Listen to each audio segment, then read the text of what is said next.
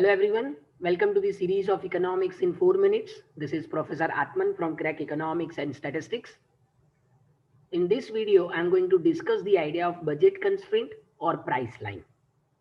Kindly subscribe to our YouTube channel to find more videos on economics, SPSS and R Studio. Let's begin with the idea of price line. Price line shows the various combinations of two goods a consumer can buy with given income and prices. And the amount spent by the consumer is equal to income. So we assume that there is no savings.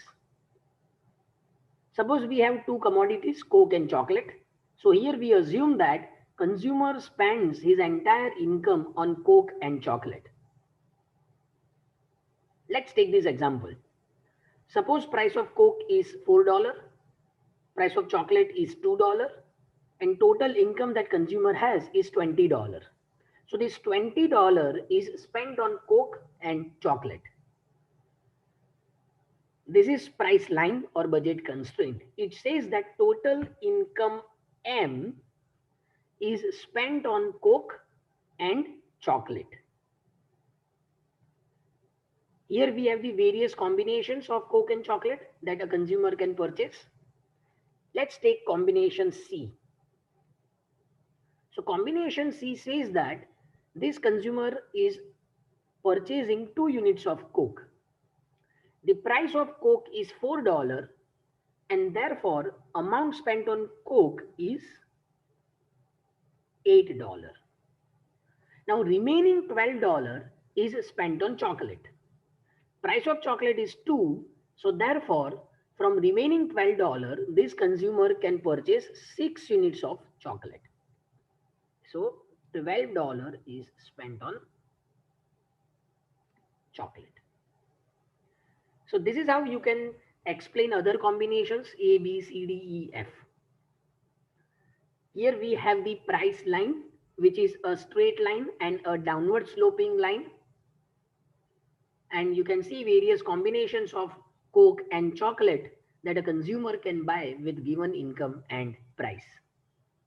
Now let's understand, when does the slope of the price line change? Suppose price of Coke changes. So AF is our original price line.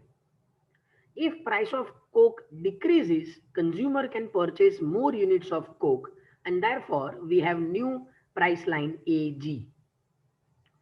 If price of Coke increases, consumer can purchase less units of Coke and therefore we have new price line AH. What happens if price of chocolate changes?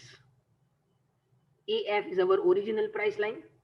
If price of chocolate decreases, consumer can purchase more units of chocolate and therefore we have new price line FB. If price of chocolate increases, consumer can purchase less units of chocolate and therefore we have new price line FC. So if price of the commodity changes, the slope of the price line changes. You can see the slope of the new price lines are different from the original price line. Now when does price line shift? Suppose income of the consumer increases.